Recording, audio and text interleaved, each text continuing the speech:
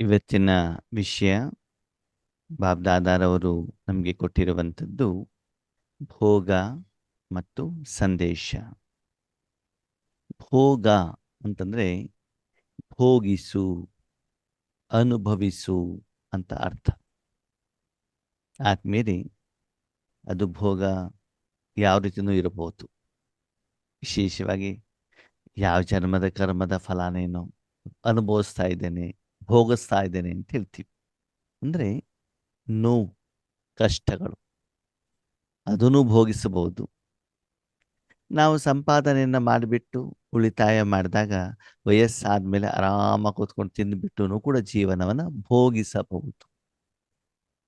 ಅಂದರೆ ನಾನು ಮಾಡಿರುವಂಥ ಕರ್ಮದ ಫಲವನ್ನು ನಾನು ಅನುಭವಿಸುವಂಥದ್ದು ಭೋಗಿಸು, ಭೋಗ. ಆದ್ಮೇಲೆ ನೀವೆಲ್ಲ ಯಾರು? ಆತ್ಮಗಳು. ಸರಿ, ನಿಮ್ಮ ಹತ್ರ ಶರೀರ ಇದೆಯಾ? ಇದೆ. ಸರಿ, ಬೆಳಗ್ಗೆ ಎಲ್ಲರೂ ತಿಂಡಿ ತಿಂತೀರಾ? ಬ್ರೇಕ್ಫಾಸ್ಟ್ ಮಾಡ್ತೀರೋ ಮಾಡಲ್ವೋ? ಮಾಡ್ತೀವ. ಅಂದೇನರ್ಥ? ಹಾ, ಅಂದ್ರೆ ನಾವದನ್ನು ಮಾಡಬೇಕು ಅಂತಂದಾಗ ಮೊದಲನೇ ದಿನ ಉದ್ದಿನ ಬೇಳೆ ನೆನೆಸಿ ಹಿಟ್ಟು ಮಾಡಿ, ಮರುದಿನ ಇಡ್ಲಿ ಮಾಡಿ, ಅದಕ್ಕೆ ಉಪ್ಪು ಹಾಕಿ ಸಾಂಬಾರು ಮಾಡಿ ಚಟ್ನಿ ಮಾಡಿ ಎಲ್ಲವನ್ನ ಸೇರಿಸಿಬಿಟ್ಟು ಏನು ಮಾಡ್ತೀವಿ, ಆಮೇಲೆ ಅದ್ರಲ್ಲಿ ಏನೇನು ಉಪ್ಪು ಹುಳಿ ಖಾರ ಸಿಹಿ ಎಲ್ಲ ಏನೇನಿದೆಯೋ ಅದನ್ನು ಆತ್ಮ ಏನು ಮಾಡ್ತದೆ, ಸಾಧನದ ಮೂಲಕ ಭೋಗಿಸತ್ತೆ ಅಲ್ವಾ? ಅದಕ್ಕೋಸ್ಕರ ತಾನೇ ಅದು ಮಾಡಿರೋದು. ಅಂದ್ರೆ ರುಚಿ, ಆ ರುಚಿ ಬೇಕು ತಾನೆ, ಹೊಟ್ಟೆಗೆ ಊಟ ಬೇಕು, ಶಕ್ತಿ ಬೇಕು, ಜೊತೆಗೆ ರುಚಿನೂ ಕೂಡ ಬೇಕು. ಅಂದ್ರೆ ಅದರಲ್ಲಿರುವಂಥ ಗುಣಲಕ್ಷಣಗಳನ್ನ ಯಾರು ಅನುಭವಿಸ್ತಾರೆ? ಆತ್ಮ. ಅವಾಗ ಅದನ್ನೆಲ್ಲವನ್ನು ಸೇರಿಸ್ತಾರಲ್ಲಿ. ಅದು ಹಣ್ಣಿರ್ಬೋದು, ತರಕಾರಿಗಳಿರ್ಬೋದು, ದಿನಸಿ ಐಟಮ್ಗಳಿರ್ಬೋದು, ಬೆಂಕಿ ಇರ್ಬೋದು, ನೀರಿರ್ಬೋದು, ಏನೇ ಇರ್ಬೋದು ಅಲ್ವಾ? ಅದನ್ನೆಲ್ಲ ಸೇರಿಸಿ ಒಂದು ಕರ್ಮವನ್ನ ಮಾಡಿ ಆ ಕರ್ಮದ ಫಲವನ್ನು ಆತ್ಮ ಏನು ಮಾಡುತ್ತೆ, ಭೋಗಿಸುತ್ತೆ. ಒಂದು ವೇಳೆ ಅಲ್ಲಿ ಸಾಂಬಾರು ಮಾಡಬೇಕಾದ್ರೆ ತಳ ಹಿಡಿದ್ರೆ ಏನಾಗ್ತದೆ? ಸೀತು. ಆವಾಗ ಟೈಮ್ ಇಲ್ಲ, ಮತ್ತೆ ಬೇರೆ ಏನೂ ಇಲ್ವೇ ಇಲ್ಲ, ಅವಾಗ ಅದನ್ನ ಸೀದೋಗಿರೋದನ್ನೇ ತಿನ್ಬಿಟ್ಟು ಹೋಗ್ಬೇಕಾಗ್ತದಲ್ವಾ? ಹಾ, ಸರಿ. ಸಾಂಬಾರು ಮಾಡಿದ್ದೀರಾ, ಸಾಂಬಾರು ಮಾಡಬೇಕಾದ್ರೆ ತೆಂಗಿನಕಾಯಿ ಹಾಳಾಗ್ಬಿಟ್ಟಿದೆ, ಅದನ್ನ ಸಾಂಬಾರಿಗೆ ಹಾಕಿದ್ರೆ ಏನಾಗ್ತದೆ? ಹಾ, ಅದು ಒಂದು ಸ್ಮೆಲ್ ಬರ್ತದೆ, ಅದನ್ನ ಭೋಗಿಸ್ಬೇಕಲ್ವಾ? ಯಾಕೆ ನಾನು ಮಾಡಿದ್ದು ಬೇರೆ ಏನು ಆಪ್ಷನ್ ಇಲ್ಲ ಅಂತಂದ್ಮೇಲೆ ಇವಾಗ ನೀವು ಏನು ಮಾಡಿರ್ತೀರ, ಎಲ್ಲೂ ಜಾಬಿಗೆ ಹೋಗಿರ್ತೀರಾ, ತೊಗೊಂಡೋಗ್ಬಿಟ್ಟಿರ್ತೀರಿ, ಸಾಂಬಾರು ರುಚಿ ನೋಡಿರೋದೇ ಇಲ್ಲ, ಸರಿನಾ? ಅಲ್ಲಿ ಹೋದಾಗ ಅನ್ನಕ್ಕೆ ಸಾಂಬಾರು ಹಾಕೊಂಡು ಹೋಗ್ಬಿಟ್ಟಿದ್ದೀರಿ, ಏನಿದು ಅದನ್ನೇ ತಿನ್ಬೇಕಿಲ್ಲ, ಉಪವಾಸ ಇರಬೇಕಾಗ್ತದೆ, ಬೇರೆ ಹೋಟೆಲಲ್ಲಿ ತಗೊಳ್ಲಿಕ್ಕೆ ಆಗೋದಿಲ್ವಲ್ಲ.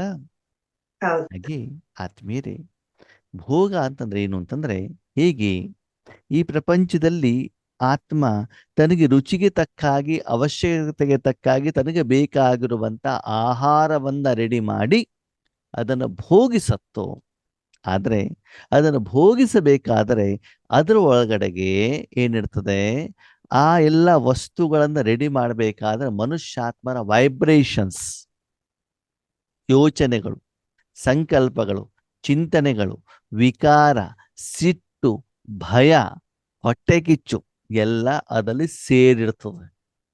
ಇರ್ತದೆ ಇಲ್ವಾ? ಒಂದು ಸಾಂಬಾರಲ್ಲಿ ಉಪ್ಪು ಹಾಕಿದಾಗ ರುಚಿಯಲ್ಲಿ ಉಪ್ಪು ಇರ್ತದೆ ಇರಲ್ವೋ? ಬೆಲ್ಲ ಹಾಕಿದ್ರೆ ಬೆಲ್ಲದ ರುಚಿ ಇರ್ತದೆ ಇರಲ್ವೋ? ಹಾಳಾಗಿರೋ ತೆಂಗಿನಕಾಯಿ ಹಾಕಿದ ಅದ್ರ ರುಚಿ ಇರ್ತದೋ ಇರಲ್ವೋ? ಯಾಲಕ್ಕಿ ಹಾಕಿದ ಅದ್ರ ರುಚಿ ಇರ್ತದೆ ತಾನೆ? ಅಂದ ಮೇಲೆ ನೀವು ಏನೇನು ಪ್ರಾಡಕ್ಟ್ ಅನ್ನ ಹಾಕಿದಿರೋ ಆ ಪ್ರಾಡಕ್ಟ್ ಅನ್ನ ತೆಗೆದುಕೊಂಡು ಬಂದಿರುವಂತ ಮನುಷ್ಯಾತ್ಮರ ಮನೋಸ್ಥಿತಿ, ಅಡಿಗೆ ಮಾಡಿದಂಥವ್ರ ಮನೋಸ್ಥಿತಿ, ಆ ಮನೆಯಲ್ಲಿರುವಂತ ಮನುಷ್ಯಾತ್ಮರ ಮನೋಸ್ಥಿತಿನೂ ಕೂಡ ಅದರ ಒಳಗಡೆಗೆ ಸೇರಿರ್ತದೆ. ಹಾಗಿದ್ರೆ ಇವತ್ತು ಮನುಷ್ಯಾತ್ಮರ ಮನೋಸ್ಥಿತಿ ಶುದ್ಧವಾಗಿದೆಯೋ ಅಪವಿತ್ರವಾಗಿದೆಯೋ? ಅಪವಿತ್ರವಾಗಿದೆ. ಹಾಗಿದ್ರೆ ಆ ಅಪವಿತ್ರತೆ ಹೇಳುವಂತ ಆ ಆಹಾರದಲ್ಲಿ ಸೇರಿರ್ತದೋ ಇರಲ್ವೋ? ಆವಾಗ ಅದನ್ನ ಹಾಗೆ ಸ್ವೀಕಾರ ಮಾಡಿದಾಗ ಏನಾಗ್ತದೆ? ನಮ್ಮಲ್ಲೂ ಅಪವಿತ್ರತೆ ಸೇರ್ಬಾರ್ದು. ಅವಾಗ ಆ ಅಪವಿತ್ರತೆಯನ್ನು ನಾನು ಭೋಗಿಸಬೇಕಾಗ್ತದಲ್ವಾ? ನಿನ್ನೆ ಮೊನ್ನೆ ಮಾಡಿರುವಂತ ಆಹಾರ ನಾನು ಬಿಸಿ ಮಾಡಿಲ್ಲ ಅಂತ ಅದು ಹಾಳಾಗಿರ್ತದೆ. ಅದು ಹೊಟ್ಟೆ ಒಳಗಡೆ ಹೋದ ಕಾಯಿಲೆ ಬರ್ತದೋ ಬರಲ್ವೋ? ಬರ್ತೈತಿ. ಅವಾಗ ಅದನ್ನ ನಾನು ಅನುಭವಿಸ್ಬೇಕಲ್ವಾ? ಅದನ್ನ ಸರಿ ಮಾಡ್ಲಿಕ್ಕೆ ಮಾತ್ರೆ ತಗೊಳ್ಬೇಕಲ್ಲ, ಇಂಜೆಕ್ಷನ್ ತಗೊಳ್ಬೇಕಲ್ವಾ? ಹೌದು. ಅದಕ್ಕೆ ಭಗವಂತ ಏನ್ ಹೇಳ್ತಾರೆ, ಭೋಗ ಅಂತಂದ್ರೆ ಏನು? ಸ್ಥೂಲವಾಗಿ ಶರೀರದ ಆರೋಗ್ಯಕ್ಕೋಸ್ಕರ, ಶರೀರದ ಶಕ್ತಿಗೋಸ್ಕರ, ನಾಲಿಗೆ ರುಚಿಗೋಸ್ಕರ ನೀವೇನು ಆಹಾರ ಸ್ವೀಕಾರ ಮಾಡ್ತಿರೋ, ಅದೇ ಆಹಾರದಲ್ಲಿ ಮನುಷ್ಯಾತ್ಮರ ವಾತಾವರಣ ವಾಯುಮಂಡಲದ ನೆಗೆಟಿವ್ ವೈಬ್ರೇಷನ್ಸ್ ಅಂತಂದ್ರೆ ಶರೀರಕ್ಕೆ ಅನಾರೋಗ್ಯಕರವಾದಂತಹ ಒಂದು ಶಕ್ತಿ ಅದರಲ್ಲಿ ಸೇರಿರುವಂತ ಕಾರಣದಿಂದ ಅದನ್ನು ಕೂಡ ಶುದ್ಧ ಮಾಡುವಂತ ಅನಿವಾರ್ಯತೆ ಇರತ್ತೆ. ಸರಿ, ಅವಾಗ ಏನ್ ಮಾಡ್ಬೇಕಾದ್ರೆ ಶುದ್ಧ ಮಾಡ್ಬೇಕೋ ಬೇಡವೋ? ಮಾಡ್ಬೇಕು. ಊಟ ಮಾಡ್ಬೇಕಾದ್ರೆ ನಾವೇನ್ ಮಾಡ್ತೀವಿ? ಏನ್ ಮಾಡ್ತೀವಿ? ಪರಮಾತ್ಮನಿಗೆ ಅರ್ಪಿಸಿ. ಊಟ ಮಾಡ್ಬೇಕಾದ್ರೆ ಊಟದ ತಟ್ಟೆ ಕ್ಲೀನ್ ಮಾಡ್ಕೊಂಡು ತಾನೇ ತಿಂತೀವಿ. ಹೌದು. ನಿನ್ನೆ ಮೊನ್ನೆ ಮಾಡಿರುವಂತದ್ದು ಊಟ ತಟ್ಟೆಯಲ್ಲಿ ತೊಳೆದಿನ ಹಾಗೆ ತಿಂತೀವ? ಇಲ್ಲ ಇಲ್ಲ. ನಿನ್ನೆ ನಾವೇನು ಅಡಿಗೆ ಮಾಡಿರ್ತೀವಿ ಕುಕ್ಕರ್ ಅನ್ನ, ಅದು ನೆನ್ಸಿಟ್ಬಿಟ್ಟು ಬೆಳಿಗ್ಗೆ ಕ್ಲೀನ್ ಮಾಡ್ಬಿಡ್ತಾನೆ ಮತ್ತೆ ಅನ್ನ ಮಾಡ್ತೀವಿ, ಸಾಂಬಾರ್ ಮಾಡ್ತೀವಿ. ಹೌದು. ಹಾಗೆ ಆಹಾರ ರೆಡಿ ಮಾಡಿ ಆದ ಮೇಲೆ ಆ ಆಹಾರದಲ್ಲಿ ಮನುಷ್ಯಾತ್ಮರ ಅಥವಾ ಬೇರೆ ಯಾವುದೇ ವ್ಯಕ್ತಿಗಳ ಶಕ್ತಿಗಳ ಪ್ರಭಾವ ಅದರಲ್ಲಿದ್ರೆ ಅದನ್ನ ಕ್ಲೀನ್ ಮಾಡಬೇಕು. ಜೊತೆಗೆ ಆ ಆಹಾರಕ್ಕೆ ಆತ್ಮಕ್ಕೆ ಬೇಕಾಗಿರುವಂತ ಶಾಂತಿ, ಸುಖ, ಸಂತೋಷ, ಆನಂದ, ನೆಮ್ಮದಿ, ಪ್ರೀತಿ, ಶಕ್ತಿ, ಪವಿತ್ರತೆಯನ್ನ ಅದನ್ನ ಸೇರಿಸ್ಬೇಕು. ಯಾವುದಲ್ಲಿ? ಆಹಾರದಲ್ಲಿ. ಆಹಾರದಲ್ಲಿ. ಅಂತಂದ್ರೆ ಅನಾರೋಗ್ಯಕರವಾಗಿರುವಂತ ವಸ್ತುವನ್ನ, ವಿಷಯವನ್ನ ತೆಗಿಬೇಕು, ಆರೋಗ್ಯಕರವಾಗಿರೋದನ್ನ ಅದರಲ್ಲಿ ಸೇರಿಸಬೇಕು. ಅದನ್ನು ಸೇರಿಸಿದ ಮೇಲೆ ಅದನ್ನ ನಾನು ಸ್ವೀಕಾರ ಮಾಡಬೇಕು. ಅವಾಗ ನಾನೇನಾಗಿರ್ತೇನೆ? ಪವಿತ್ರವಾಗಿ, ಆರೋಗ್ಯವಾಗಿರ್ತೇನೆ ಆರೋಗ್ಯವಾಗಿ. ಅಲ್ವಾ? ಅದಕ್ಕಾಗಿ ಭೋಗ ಅಂತಂದ್ರೆ ನೀವು ಮಾಡಿರುವಂತ ಆಹಾರವನ್ನ ಅದನ್ನ ಯಾರ ಎದುರುಗಡೆಗೆ ಇಡಬೇಕು? ಪರಮಾತ್ಮನೇ. ಪರಮಾತ್ಮನೇ. ಪರಮಾತ್ಮನ ಎದುರುಗಡೆಗಿಟ್ಟಾಗ ಭಗವಂತನ ಶಕ್ತಿಯ ಕಿರಣಗಳಿಂದ ಏನಾಗ್ತದೆ? ಪರಿಶುದ್ಧವಾಗ್ತದೆ. ಆದ್ಮೇಲೆ ನೀವು ಕೊಟ್ಟಿರುವಂತ ಭೋಗವನ್ನ ಭಗವಂತ ಸ್ವೀಕಾರ ಮಾಡ್ತಾರೋ ಮಾಡಲ್ವೋ? ಬಾಬಾ ಭೋಗ ತಿಂತಾರೋ ತಿನ್ನಲ್ವೋ? ತಿನ್ನಲ್ಲ ಅಣ್ಣ, ಶಕ್ತಿ ತುಂಬ್ತಾರೆ. ಅಭೋಕ್ತ ಬಾಬಾ. ಭಗವಂತ ವಾಸನೆನೂ ತಗೊಳಲ್ಲ, ರುಚಿನೂ ನೋಡಲ್ಲ ಅಲ್ವಾ? ಆದರೆ ನೀವು ಕೊಟ್ಟಿರುವಂತ ಆಹಾರಕ್ಕೆ ಏನ್ ಕೊಡ್ತಾರ? ಅವರು ಶಕ್ತಿಯನ್ನ ತುಂಬ್ತಾರೆ. ಹಾಗಿದ್ರೆ ಗುಲ್ಜಾರ್ ದಾದಿ ಶರೀರದಲ್ಲಿ ಬಾಬ್ ದಾದ ಬಂದಾಗ ಬಾಬನಿಗೆ ಭೋಗ ತಿನ್ನಿಸ್ತಾರೋ ತಿನ್ಸಲ್ವೋ? ಯಾರು ತಿಂತಾರ ಅವಾಗ? ಬ್ರಹ್ಮ ಬಾಬಾ. ಬ್ರಹ್ಮ ಬಾಬಾ ತಿಂತಾರೆ. ದಾದಿ ಅವಾಗ ಬಾಬಾ ದಾದಿ ಸ್ಮೃತಿಯಲ್ಲಿ ಇರೋದಿಲ್ಲ. ಭೋಗ ಎಲ್ಲ ಕೊಟ್ಟಾದ ಮೇಲೆ ಆಮೇಲೆ ಯಾರು ಎಲ್ಲಾ ಕಾರ್ಯಕ್ರಮ ಮುಗಿದ ಮೇಲೆ ದಾದಿ ವಾಪಸ್ ಬರ್ತಾರೆ ಅಲ್ವಾ? ಭೋಗ ಇದ್ದಾಗಲ್ಲಿ ಬ್ರಹ್ಮಬಾಬಾ ಇದ್ದ ಕಡೆ ಬಂದಿರ್ತಾರೆ, ಅವ್ರು ಅದನ್ನು ಸ್ವೀಕಾರ ಮಾಡ್ತಾರೆ ಅಲ್ವಾ? ಶಿವಬಾಬಾ ಭೋಗವನ್ನು ಸ್ವೀಕಾರ ಮಾಡೋದಿಲ್ಲ. ಆದ್ರೆ ಏನ್ ಮಾಡ್ತಾರೆ? ಸ್ವಚ್ಛ ಮಾಡ್ತಾರೆ. ಟೈಲರ್ ನೀವು ಕೊಟ್ಟಿರುವಂತ ಬಟ್ಟೆಯನ್ನ ನಿಮ್ಗೆ ಸ್ಟಿಚ್ ಮಾಡಿ ಕೊಡ್ತಾರೆ ಹೊರತು ಅವ್ರು ಧರಿಸ್ತಾರ? ಇಲ್ಲ ತಾನೇ. ಮಾವಿನ ಮರ ಏನ್ ಮಾಡ್ತದೆ? ಮಾವಿನ ಹಣ್ಣು ನಿಮ್ಗೂ ಕೊಡ್ತದ, ಅದು ತಿನ್ನೋದಿಲ್ವಲ್ಲ? ಹಾಗೆ ಇಲ್ಲಿ ಬಾಬಾ ಹೇಳ್ತಾರೆ, ಭೋಗವನ್ನು ಇಟ್ಟಾಗ ಆ ವಸ್ತು ಏನಾಗ್ತದೆ? ಪರಿಶುದ್ಧವಾಗ್ತದೆ, ಸ್ವಚ್ಛವಾಗ್ತದೆ. ಮತ್ತು ಅದಕ್ಕೆ ಆತ್ಮ ಮತ್ತು ವಿಶ್ವಕ್ಕೆ ಬೇಕಾಗಿರುವಂತ ಶಕ್ತಿಯನ್ನ ಭಗವಂತ ಏನ್ ಮಾಡ್ತಾರೆ? ಅದಕ್ಕೆ ತುಂಬಿಸ್ತಾರೆ. ಯಾವುದಕ್ಕೆ? ಆಹಾರ. ನೀವು ಯಾವುದನ್ನ ಭಗವಂತನ ಎದುರುಗಡೆಗಿಟ್ಟಿದ್ದೀರೋ ಅದಕ್ಕೆ. ಅದು ಆಹಾರನೇ ಇರಬಹುದು, ಅದು ಮನಸ್ಸೇ ಇರಬಹುದು, ಅದು ತನುನೇ ಇರಬಹುದು, ಸಂಕಲ್ಪನೆ ಇರಬಹುದು, ಆತ್ಮನೇ ಇರಬಹುದು. ತಗೊಂಡೋಗ್ಬಿಟ್ಟು ವಿಶ್ವನೇ ಅಪ್ಪನ ಎದುರುಗಡೆ ಇಟ್ಬಿಡ್ಬೋದು. ಏನು ಬೇಕಾದ್ರೂ ಇಡಿ. ನೀವು ಏನ್ ಇಡ್ತಿರೋ ಅದನ್ನು ಸ್ವಚ್ಛ ಮಾಡೋದು, ಶುದ್ಧ ಮಾಡೋದು ಯಾರ ಕೆಲಸ? ಅಲ್ವಾ? ಆದ್ಮೇಲೆ ಬೇಕಾದ್ರೆ ನೀವು ಅಬ್ಸರ್ವೇಷನ್ ಮಾಡಿ, ಬೆಳಿಗ್ಗೆ ಎದ್ದ ತಕ್ಷಣ ನಾವೇನ್ ಮಾಡ್ತೀವಿ? ಶರೀರ ಸ್ವಚ್ಛ ಮಾಡೋದು, ಮನೆ ಸ್ವಚ್ಛ ಮಾಡೋದು, ಬಟ್ಟೆ ಸ್ವಚ್ಛ ಮಾಡೋದು, ಪಾತ್ರೆ ಸ್ವಚ್ಛ ಮಾಡೋದು, ಎಲ್ಲ ಸ್ವಚ್ಛತೆ ತಾನೇ ಮಾಡ್ತೀವಿ. ಆ ದಿನ ನನಗೆ ಬೇಕಾಗಿರುವಂತ ಯಾವ್ಯಾವ ಸಾಧನಗಳಿದ್ದಾವೆ ಅದನ್ನೇನ್ ಮಾಡುವಂಥದ್ದು? ಸ್ವಚ್ಛತೆ ಮಾಡುವಂತ ಕಾಯಕ. ಹಾಗಿದೆ ಸ್ಥೂಲ ಮಾತ್ರ ಸ್ವಚ್ಛತೆ ಬೇಕು, ನಿರಾಕಾರ ಸ್ವಚ್ಛತೆನೂ ಬೇಕು? ನಿರಾಕಾರನು ಅಲ್ವಾ? ಯಾಕಂದ್ರೆ ಅದ ಮೇಲೆ ನಿರಾಕಾರವಾದಂತ ನೆಗೆಟಿವ್ ವೈಬ್ರೇಷನ್ ಕೂಡ ಕುತ್ಕೊಂಡಿದೆಯಲ್ವಾ? ಅದನ್ನು ಕೂಡ ಸ್ವಚ್ಛ ಮಾಡ್ಬೇಕೋ ಬೇಡವೋ? ಅದಕ್ಕಾಗಿ ಬೆಳಿಗ್ಗೆ ಅಮೃತ ವೇಳೆಯಲ್ಲಿದ್ದಾಗ ನಾನು ತನು ಮನ, ಧನ, ಜನ, ಸಮಯ, ಸಂಕಲ್ಪ, ಶಕ್ತಿ, ಜ್ಞಾನ, ಕರ್ಮ, ಕರ್ಮದ ಫಲ ಎಲ್ಲವನ್ನ ಏನ್ ಮಾಡ್ಬೇಕು? ಪರಮಾತ್ಮ ಕರ್ಮಂದಿಡು. ಭಗವಂತನ ಎದುರುಗಡೆಗಿಟ್ಟು ಪೂರ್ತಿ ವಿಶ್ವ, ಯಾಕಂದ್ರೆ ವಿಶ್ವವನ್ನು ಕೂಡ ನಾವೇನ್ ಮಾಡ್ಬೇಕು? ಅದನ್ನ ಉಪಯೋಗ ಮಾಡ್ಬೇಕು ಅಂತಂದ್ರೆ ಅದೆಲ್ಲವನ್ನ ಇಟ್ಟು ಅದನ್ನೆಲ್ಲವನ್ನ ಶುದ್ಧ ಮಾಡಿ ಅದನ್ನು ಶಕ್ತಿಯನ್ನು ತುಂಬಿಸಿಬಿಟ್ಟು ಆಮೇಲೆ ಕರ್ಮಕ್ಷೇತ್ರಕ್ಕೆ ನಾವು ಇಡಬೇಕು ಅಲ್ವಾ? ನೋಡಿ, ಶರೀರೂಪಿ ಸಾಧನವನ್ನ ನಿದ್ರೆ ಮಾಡಿ ಎಬ್ಸಿ ಒಳಗಡೆಯಿಂದ ಸ್ವಚ್ಛ ಮಾಡಿ ಹೊರಗಡೆಯಿಂದ ಸ್ವಚ್ಛ ಮಾಡಿ ಶುದ್ಧವಾದ ಬಟ್ಟೆಯನ್ನು ಹಾಕೊಂಡು ಆಹಾರವನ್ನ ಕೊಟ್ಟು ಊಟವನ್ನ ತಗೊಂಡು ಎಲ್ಲಿಗೆ ಹೋಗ್ತೀವಿ? ಕೆಲ್ಸಕ್ಕೆ ಅಲ್ವಾ? ಸಾಯಂಕಾಲ ವಾಪಸ್ ಬರುವವರೆಗೂ ಅದಕ್ಕೆ ಏನೇನು ಬೇಕು ಅದೆಲ್ಲವನ್ನ ಕೊಟ್ಟಿರ್ತೀವಿ ತಾನೆ. ಹೌದು ಮತ್ತೆ ಶರೀರಕ್ಕೆ ಏನು ತೊಂದರೆ ಆಗಲ್ಲ. ಆಗಬಾರದು. ಹಾಗೆ ಆತ್ಮೀಯರೇ, ಭೋಗ ಅಂತಂದ್ರೆ ಏನು ಅಂತಂದ್ರೆ ನನಗೆ ಅವಶ್ಯಕತೆ ಇರುವಂತಹ ಯಾವುದೇ ಸಾಧನಗಳಿರ್ಬೋದು, ಜ್ಞಾನನೇ ಇರ್ಬೋದು, ವಿಷಯನೇ ಇರ್ಬೋದು, ಶಕ್ತಿಗಳಿರ್ಬೋದು, ಅದನ್ನ ಭಗವಂತನ ಎದುರುಗಡೆಗಿಟ್ಟು, ಶ್ರೀಮತನೇ ಇರ್ಬೋದು, ಏನೇ ಇರ್ಬೋದು, ಭಗವಂತನ ಎದುರುಗಡೆಗಿಟ್ಟುಬಿಟ್ಟು ಏನು ಮಾಡುವಂಥದ್ದು? ಅವನಿಗೆ ಅದನ್ನು ಒಪ್ಪಿಸಿ ಅವನಿಂದ ಅಪ್ರೂವಲ್ ಅನ್ನ ತಗೊಂಡು ಅವರ ಆಶೀರ್ವಾದವನ್ನು ತಗೊಂಡು ಅವರ ಶಕ್ತಿಯನ್ನು ತುಂಬಿಸ್ಕೊಂಡು ಆಮೇಲೆ ನಾದನ್ನು ಸ್ವೀಕಾರ ಮಾಡಿದಾಗ ಅದೇಗಿರ್ತದೆ? ರುಚಿಕರವಾದಂತ ಭೋಗ ಇರ್ತದೆ. ಆತ್ಮಕ್ಕೆ ಕಲ್ಯಾಣವಾಗುವಂತ ಭೋಗವಿರ್ತದೆ. ವಿಶ್ವಕ್ಕೆ ಕಲ್ಯಾಣವಾಗುವಂತ ಭೋಗ ಇರ್ತದೆ. ಅಂದಮೇಲೆ ನಾವು ತೆಗೆದುಕೊಳ್ಳುವಂತ ಭೋಗ ನನಗೆ ಒಳ್ಳೇದು ಮಾಡ್ಬೇಕು, ಕೆಟ್ಟದ್ ಮಾಡ್ಬೇಕು ಒಳ್ಳೇದ್ ಮಾಡ್ಬೇಕು. ಅಲ್ವಾ? ಒಳ್ಳೇದು ಮಾಡ್ಬೇಕು ಅಂದ್ರೆ ಒಳ್ಳೇದನ್ನ ಸೇರಿಸಿರ್ಬೇಕಲ್ವಾ? ಹೌದು ಭೋಗ ಅಂತಂದ್ರೇನು? ಭೋಗಿಸು. ಸರಿ, ಆಗಿದ್ರೆ ಅದನ್ನ ನಾನು ಮಾತ್ರ ಭೋಗಿಸ್ಬೇಕು, ಬೇರೆಯವರೆಲ್ಲರೂ ಭೋಗಿಸಬೇಕು ಬೇರೆ ಎಲ್ಲಾರು ಅಲ್ವಾ? ನಿಮ್ಮಲ್ಲಿ ತಿಂಡಿ ಮಾಡಿದ್ರೆ ನೀವು ಮಾತ್ರ ತಿಂತೀರೋ, ಬೇರೆಯವ್ರಿಗೂ ತಿನ್ನಿಸ್ತೀರೋ? ಇಲ್ಲ, ಎಲ್ಲರಿಗೂ ತಿನ್ನಿಸ್ತೀರಿ. ಅವಾಗ ಅವರು ಕೂಡ ಆರೋಗ್ಯವಾಗಿರ್ಬೇಕಲ್ವಾ? ಆರೋಗ್ಯಕರವಾಗಿರ್ಬೇಕು ಅನ್ನೋದ್ರಲ್ಲಿ ಸೇರಿಸ್ಬೇಕಲ್ವಾ? ಸೇರಿಸ್ಬೇಕು. ಬೇರೆಯವ್ರಿಗೆ ತುಪ್ಪದ ಊಟ ಕೊಡ್ಬೇಕಂದ್ರೆ ತುಪ್ಪ ಅದ್ರಲ್ಲಿ ಸೇರಿಸಿರ್ಬೇಕಲ್ವಾ? ಹೌದು ಅವಾಗ ತಾನೇ ತುಪ್ಪದ ಊಟ ಕೊಡ್ಲಿಕ್ಕೆ ಆಗತ್ತೆ. ಅದಕ್ಕೆ ಭೋಗ ಅಂತಂದ್ರೆ ನಾವೇನು ಯೋಚನೆ ಮಾಡ್ಬೇಕು? ನಾನು ಪ್ರತಿದಿನ ಒಳ್ಳೇದನ್ನೇ ಭೋಗಿಸ್ಬೇಕು, ಬೇರೆಯವ್ರಿಗೂ ಒಳ್ಳೇದನ್ನ ಕೊಡ್ಬೇಕು. ಭೋಗಿಸಲಿಕ್ಕೆ ನಾನು ಅದಕ್ಕೆ ಸಂಬಂಧಪಟ್ಟಂತ ಆಹಾರವನ್ನ ಅದಕ್ಕೆ ನಾನು ಸೇರಿಸಬೇಕು. ಯಾವ್ದ್ರಿಂದ? ಪರಮಾತ್ಮನಿಂದ. ಆಹಾರ ಚೆನ್ನಾಗಿರ್ಬೇಕು ಅಂತಂದ್ರೆ ಅದಕ್ಕೆ ಏನ್ ಮಾಡ್ತೀವಿ? ನಾವು ಯಾಲಕ್ಕಿ, ಆಮೇಲೆ ಲವಂಗ, ತುಪ್ಪ ಎಲ್ಲ ಸೇರಿಸಿ ತಾನೆ ರುಚಿ ಚೆನ್ನಾಗಿ ಬರ್ಲಿ ಅಂತ. ಹಾಗೆ ನಿರಾಕಾರವಾಗಿರುವಂತ ಈ ಆಹಾರವನ್ನು ಕೂಡ ಪ್ರತಿದಿನ ಪ್ರತಿಕ್ಷಣ ನಾನೂ ಭೋಗಿಸ್ತಾ ಇರಬೇಕು. ಮತ್ತು ನನ್ನ ಸುತ್ತಲಿರುವಂತ ಎಲ್ಲ ಆತ್ಮಗಳು ಕೂಡ ಏನ್ ಮಾಡ್ತಾ ಇರ್ಬೇಕು? ಅದನ್ನ ಭೋಗಿಸ್ತಾ ಇರಬೇಕು.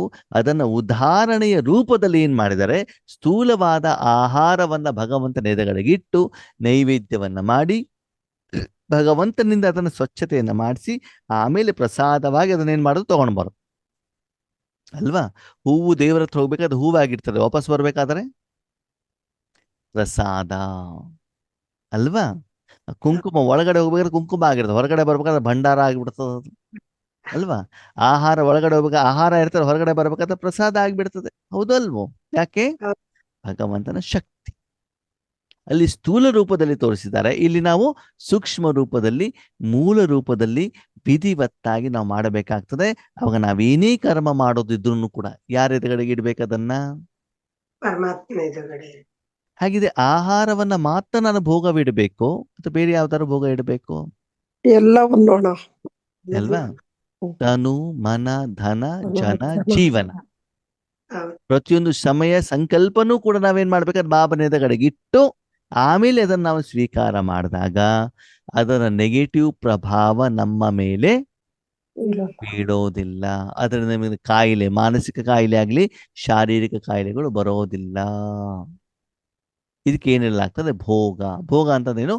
ಭೋಗಿಸು ಅಂದ್ರೆ ನಾನು ಅದರಲ್ಲಿ ಏನೇನು ಹಾಕ್ತೇನೋ ಅದನ್ನು ನಾನೇ ಭೋಗಿಸಬೇಕಾಗ್ತದೆ ಅಲ್ವಾ? ಅದಕ್ಕಾಗಿ ನಾವು ಕೂಡ ಅದರಲ್ಲಿ ಭಗವಂತನ ಗುಣಗಳನ್ನ ಹಾಕಿಬಿಟ್ಟು, ಅಂದ್ರೆ ಅದಕ್ಕೆ ನಾವು ನಿಮಿತ್ತರಾಗಿ ನಾವು ಒಳ್ಳೆಯದನ್ನ ಭೋಗಿಸೋಣ, ಬೇರೆಯವರಿಗೂ ಕೂಡ ಒಳ್ಳೆಯದನ್ನ ಕೊಡಲಿಕ್ಕೆ ನಿಮಿತ್ತರು ಆಗೋಣ.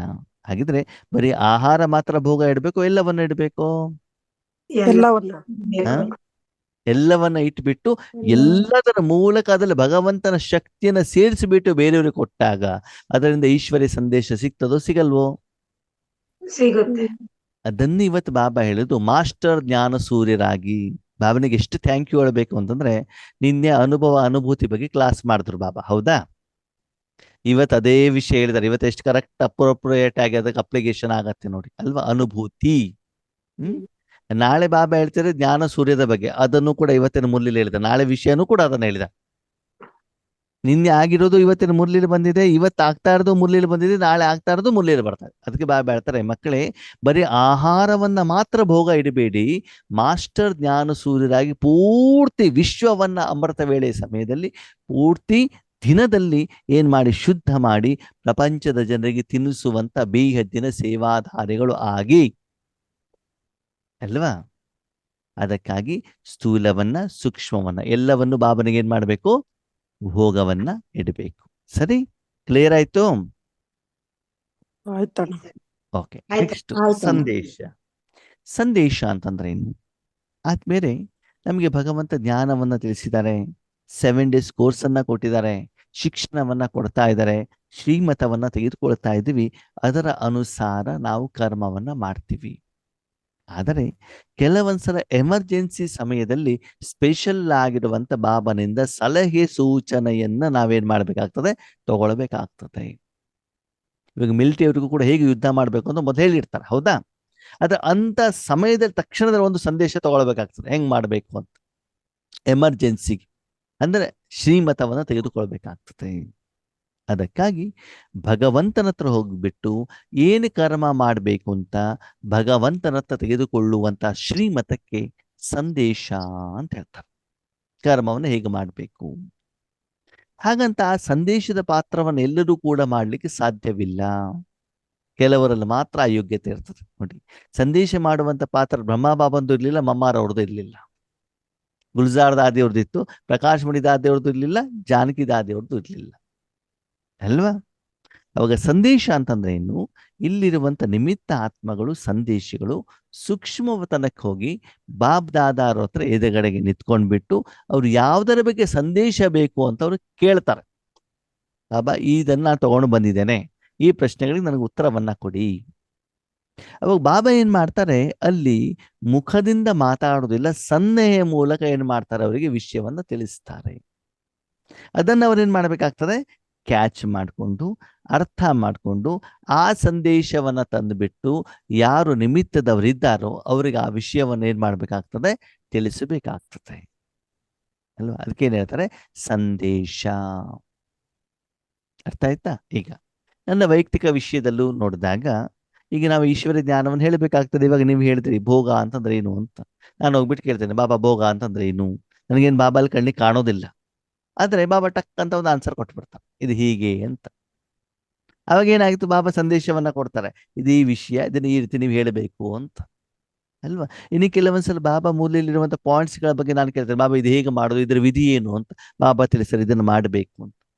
ಹೀಗೆ ಕೆಲವೊಂದು ವಿಷಯದಲ್ಲಿ ವೈಯಕ್ತಿಕವಾಗಿ ನಿಮಗಾಗಿ ಅಥವಾ ಬೇರೆಯವರಿಗೋಸ್ಕರ ನೀವೇನ್ ಮಾಡ್ಬೇಕಾಗ್ತದೆ, ಹೋಗ್ಬಿಟ್ಟು ಬಾಬನ ಹತ್ರ ಸಂದೇಶವನ್ನ ತೆಗೆದುಕೊಂಡು ಬರಬೇಕಾಗ್ತದೆ. ಓಕೆ, ಹಾಗಂತ ನಾಳೆ ನೀವು ಫೋನ್ ಮಾಡಿಬಿಟ್ಟು, ಅಣ್ಣವ್ರೆ ಇದೊಂದು ಕೆಲಸ ಇದೆ, ಬಾಬನ ಹತ್ರ ಕೇಳ್ಕೊಂಡು ಬನ್ನಿ, ಮಾಡ್ಬೇಕೋ ಬೇಡವೋ? ಅದಾಗೋದಿಲ್ಲ, ಆಗೋದಿಲ್ಲ, ಅದನ್ನ ನಾನು ಮಾಡೋದಿಲ್ಲ. ಈಶ್ವರಿ ಸೇವೆಗೆ ಸಂಬಂಧಪಟ್ಟಂತ ಮಾತ್ರ ಹೇಳ್ತಾರೆ ಬಾಬಾ. ಓಕೆ, ಹಂಗ ಮಾಡ್ತಾ ದಿನವಿಡೀ ನಂಗೆ ಫೋನೇ ಬರ್ತಾ ಇರೋದು, ಅಣ್ಣ ಮಾಡ್ಬೇಕೋ ಬೇಡವೋ, ಮಾಡ್ಬೇಕೋ ಬೇಡವೋ ಅಂತ ಹೇಳಿ, ಅಲ್ವಾ? ನಿಮ್ಗೆ ವೈಯಕ್ತಿಕ ಬೇಕಾಗಿರುವಂತ ಸಂದೇಶವನ್ನು ಯಾರು ತಗೊಳ್ಬೇಕಾಗ್ತದೆ? ನೀವೇ ತೆಗೆದುಕೊಳ್ಬೇಕಾಗ್ತದೆ, ಅಲ್ವಾ? ಅದಕ್ಕಾಗಿ ಸಾಕಾರದಲ್ಲಿ ಬ್ರಹ್ಮ ಬಾಬಾ ಇದ್ದಾಗಲೂ ಕೂಡ ಯಜ್ಞವನ್ನು ನಡೆಸಬೇಕಾದ್ರೆ ಈ ನಾನು ಸಮಸ್ಯೆಗಳು ಬಂದಾಗ, ತೊಂದರೆಗಳು ಬಂದಾಗ ಅದನ್ನು ಕ್ಲಾರಿಫಿಕೇಶನ್ ಮಾಡಲಿಕ್ಕೆ ಬಾಬಾ ಏನ್ ಮಾಡ್ತಿದಂತೆ, ಸಂದೇಶಗಳನ್ನ ಸೂಕ್ಷ್ಮವತನಕ್ಕೆ ಕಳಿಸಿ ಬಾಬನ ಹತ್ರ ಕ್ಲಾರಿಫಿಕೇಶನ್ ತಗೊಂಡು ಆಮೇಲೆ ಮುಂದುವರಿತಿದ್ರಂತೆ, ಅಲ್ವಾ? ಒಂದ್ಸಲ ಬ್ರಹ್ಮ ಬಾಬಾ ಅವರ ಮಗಳು ನಿರ್ಮಲ ಶಾಂತ ದಾದಿಯವರಿಗೆ ತುಂಬಾ ಜ್ವರ ಬಂತು. ಎಷ್ಟು ಟ್ರೀಟ್ಮೆಂಟ್ ಕೊಟ್ಟರು ಕೂಡ ಏನಾಗ್ತಾ ಇಲ್ಲ, ಕಾಯಿಲೆ ವಾಸಿ ಆಗ್ತಾ ಇಲ್ಲ. ಅವಾಗ ಸಂದೇಶ್ ಅವರಿಗೆ ಹೇಳಿದ್ರಂತೆ, ಹೋಗ್ಬಿಟ್ಟು ಬಾಬನಿಗೆ ಕೇಳ್ಕೊಂಡು ಬಾಯಿ ನಿಲ್ತಾರೆ ಅಂತ.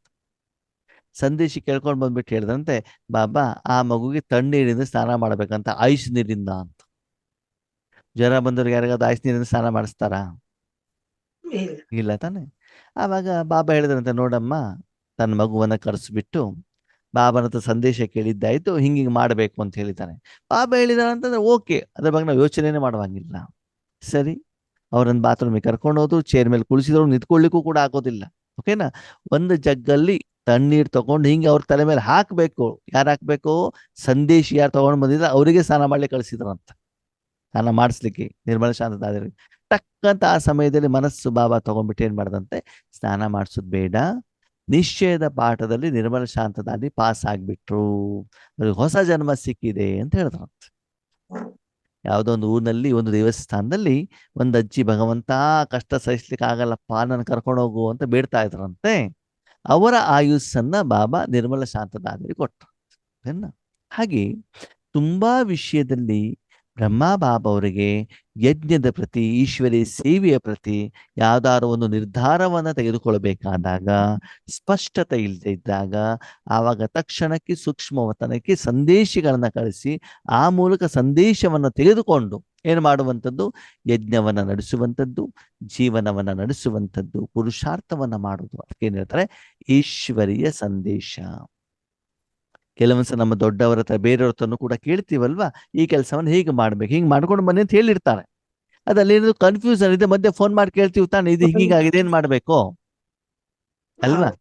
ಈ ಟ್ರೈನಿಗೆ ರಿಸರ್ವೇಶನ್ ಮಾಡಿಸು, ಅಲ್ಲಿ ಇಲ್ಲ, ವೇಟಿಂಗ್ ಲಿಸ್ಟ್ ಅಲ್ಲಿ ಇದೆ, ಮಾಡ್ಬೇಕೋ ಬೇಡವೋ ಅಲ್ವಾ? ಅದಕ್ಕಾಗಿ ಸಂದೇಶ ಅಂತಂದ್ರೆ ಮೂಲವಾಗಿರೋದು ಮುರಳಿನೇ. ಮೂಲವಾಗಿ ಮುರಳಿಯ ಆಧಾರದಲ್ಲಿ ನಮ್ಮ ಜೀವನವನ್ನು ನಾವು ಮಾಡಬೇಕಾಗತ್ತೆ. ಆದ್ರೆ ಅದರ ಮಧ್ಯದಲ್ಲಿ ಕರ್ಮವನ್ನ ಮಾಡ್ಲಿಕ್ಕೆ ನಿಮ್ಗೆ ಏನಾದ್ರೂ ಕೂಡ ಅಡೆತಡೆಗಳು ಬಂದಾಗ, ತೊಂದರೆಗಳು ಬಂದಾಗ, ಮನಸ್ಸಿನಲ್ಲಿ ದ್ವಂದ್ವ ಇದ್ದಾಗ ನೀವೇನ್ ಮಾಡ್ಬೋದು? ಬಾಬನ ಹತ್ರ ಹೋಗ್ಬಿಟ್ಟು ಸಂದೇಶವನ್ನ ತೆಗೆದು ಬರ್ಬೋದು. ಅದು ನಿಮ್ಗೆ ಬರಲ್ಲ ಅಂತಂದ್ರೆ ಯಾರು ಸಂದೇಶಗಳಿದ್ದಾರೋ ಅವ್ರ ಹತ್ರ ಏನ್ ಮಾಡ್ಬೋದು? ಸಂದೇಶ ತಗೊಂಡು ಬರ್ಬೋದು. ಅದು ಒಂದು ಮೂಲೆಯಲ್ಲಿ ಹೇಳ್ತಾರೆ, ಮಕ್ಕಳೇ, ಸಂದೇಶದ ಮೇಲೆ ಡಿಪೆಂಡ್ ಆಗಬೇಡಿ. ಒಬ್ಬೊಬ್ಬರು ಒಂದೊಂದು ರೀತಿ ಸಂದೇಶ ತಗೊಂಡು ಬರ್ತಾರೆ. ಒಂದೇ ಮುರಳಿಯನ್ನು ಎಷ್ಟು ಆತ್ಮಗಳು ಎಷ್ಟು ರೀತಿ ಅದನ್ನ ಏನ್ ಮಾಡ್ತಾರೆ? ವರ್ಣನೆ ಮಾಡ್ತಾರಲ್ವಾ? ಒಬ್ಬರು ಅದರ ಅನುವಾದ ತೆಗೆದಾಗ ಇನ್ನೊಬ್ಬರು ತೆಗೆಯೋದಿಲ್ಲ ಅಲ್ವಾ? ಈಗಲೂ ಕೂಡ ನೋಡಿ, ಭೋಗದ ಬಗ್ಗೆ ನೀವೆಲ್ಲ ಎಷ್ಟು ಜನ ಎಷ್ಟು ಒಂದು ಅರ್ಥವನ್ನ ಹೇಳಿದ್ರಿ, ಯಾರ್ದು ಏನು ತಪ್ಪಿಲ್ಲ. ಒಬ್ಬೊಬ್ಬರೊಂದು ದೃಷ್ಟಿಕೋನ ಬೇರೆ ಬೇರೆ ಇರ್ತದೆ. ಅದಕ್ಕಾಗಿ ಬಾಬಾ ಹೇಳ್ತಾರೆ, ಮುಖ್ಯವಾಗಿ ನಿಮ್ಮ ಜೀವನ ಮುರಳಿಯ ಆಧಾರವಾಗಿರ್ಲಿ. ಯಾವ್ದರ ಆಧಾರ? ಮುರಳಿ ಆಧಾರ. ಮೇನ್ ಮುರಳಿಯ ಆಧಾರ ಇಲ್ಲಿ. ಎಮರ್ಜೆನ್ಸಿ ಇದ್ದಾಗ ಮಾತ್ರ ನಾವೇನ್ ಮಾಡ್ಬೇಕು? ಯಾರನ್ನ ಕೇಳ್ಬೇಕು? ಪರಮಾತ್ಮನಿಗೆ. ಪರಮಾತ್ಮನ ಹತ್ರ ಸಂದೇಶವನ್ನ ಏನ್ ಮಾಡಬೇಕಾಗುತ್ತೆ? ಕೇಳಬೇಕಾಗ್ತದೆ, ಹೇಗೆ ಮಾಡ್ಬೇಕು ಅಂತ. ಓಕೆ, ನೀವಾದ್ರೂ ತಗೊಳ್ಬಹುದು, ಬೇರೆಯವ್ರ ಹತ್ರ ಅದು ಅಂದ್ರೆ ನಿಮಿತ್ತದವ್ರ ಹತ್ರ, ಬೇರೆಯವ್ರ ಹತ್ರ ಯಾರ್ಯಾರ ಹತ್ರ ಅಲ್ಲ. ಓಕೆ, ಹಾಗಂತ ನೀವು ಬೇರೆ ಯಾವುದೋ ಜ್ಯೋತಿಷ್ಯಗಳ ಹತ್ರ, ಬ್ರಾಹ್ಮಣರ ಹತ್ರ ತಗೊಳ್ಳೋದಕ್ಕೆ ಅದಕ್ಕೆ ಸಂದೇಶ ಅಂತ ಹೇಳೋದಿಲ್ಲ. ಸಂಗಮ ಯುಗದಲ್ಲಿ ಯಾರ್ದು ಸಂದೇಶಿ ಪಾತ್ರ ಇದೆಯೋ ಅವ್ರ ಮೂಲಕ ಮಾಡಿದಾಗ ಮಾತ್ರ ಏನಾಗ್ತದೆ? ಅದಕ್ಕೆ ಸಂದೇಶ ಅಂತ ಹೇಳ್ತಾರೆ. ಮೌಂಟ್ ಅಬುನಲ್ಲಿ ಒಬ್ರು ಅಣ್ಣವ್ರು ಇದ್ದಾರೆ, ಬಾಬನ್ ಮಗು, ನಿರ್ಮಾ ಕಂಪ್ನಿ ಡೈರೆಕ್ಟರ್. ಓಕೆನಾ? ಅವರಿಗೆ ತುಂಬಾ ಜನ ಬಂದ್ಬಿಟ್ಟು ನೀವು MLA ಆಗ್ಬೇಕು ಅಂತ ಹೇಳಿದ್ರಂತ. ಸರಿನಾ? ಬಾಬನ್ ಮಗು ಆಗಿರ್ತಕ್ಕೆ ಅವ್ರ ಸಂದೇಶತೆ ಕೇಳಿಸ್ತಂತೆ, ನಾನು MLA ಆಗ್ಬಹುದಾ ಬಾಬನಿಗೆ ಕೇಳಿ ಅಂತ. ಬಾಬಾ ಹೇಳಿದ್ರೆ ಓಕೆ ಆಗ್ಬಹುದು ಅಂತ ಹೇಳಿದ್ರಂತ. ಸರಿನಾ? ಅವಾಗ ಅವರು ಬಂದ್ಬಿಟ್ಟು ಇಲ್ಲಿ ಎಲೆಕ್ಷನ್ ನಿಂತಾಗ ವಿನ್ ಆಗ್ಬಿಟ್ಟು ಬಂದ್ರು. ಓಕೆ, ಹಾಗೆ ಎಷ್ಟೋ ಜನ ಮೌಂಟ್ ಅಬುಗೆ ಹೋದಾಗ್ಲೂ ಕೂಡ ಏನ್ ಮಾಡ್ತಾರೆ? ಸಂದೇಶವನ್ನ ತರ್ತಾರೆ. ಅಥವಾ ಯಾರಾದ್ರೂ ಶರೀರವನ್ನ ಬಿಟ್ಟಾಗ ಆವಾಗಲೂ ಕೂಡ ಸಂದೇಶ ಹೇಳುವಂಥದ್ದು ಬರುತ್ತೆ. ಯಾರಾದ್ರೂ ವಿಶೇಷವಾಗಿರುವಂತ ಆತ್ಮಗಳು ಶರೀರವನ್ನ ಬಿಟ್ಟಾಗ. ಅಂದ್ರೆ ಸಂದೇಶ ಅಂತಂದ್ರೆ ಆ ಪರ್ಟಿಕ್ಯುಲರ್ ವಿಷಯದ ಬಗ್ಗೆ ಬಾಬನಿಂದ ತೆಗೆದುಕೊಳ್ಳುವಂತ ಒಂದು ಶ್ರೀಮತ. ಅದಕ್ಕೇನ್ ಹೇಳ್ತಾರೆ? ಸಂದೇಶ. ಓಕೆನಾ? ಕ್ಲಿಯರ್ ಆಯ್ತಾ? ಆಯ್ತಣ್ಣ. ಎಲ್ಲರೂ ಸಂದೇಶ ತರ್ಲಿಕ್ಕೆ ಆಗಲ್ಲ, ಗೊತ್ತಿರ್ಲಿ. ಹೌದು. ನಮ್ಮ ಬಾಬನಿಗೆ ಸಂದೇಶ ತರ್ಲಿಕ್ಕೆ ಆಗೋದು ನಂಬರ್ 1 ಆತ್ಮ. ಅವರು ತರೋದಿದ್ರೆ ಅವ್ರು ಬೇರೆ ಸಂದೇಶಗಳನ್ನ ಕಳಿಸ್ತಿರ್ಲಿಲ್ವಲ್ಲ.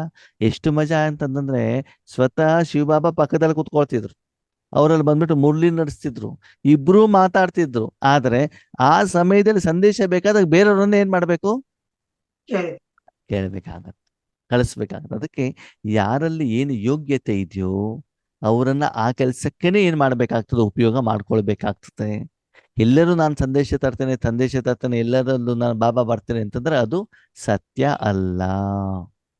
ಸತ್ಯ ಮತ್ತು ಸುಳ್ಳಿನ ವ್ಯತ್ಯಾಸ ಏನು ಅಂತ ನಮ್ಗೇನಾಗಿರ್ಬೇಕು? ಗೊತ್ತಿರಬೇಕಾಗ್ತದೆ.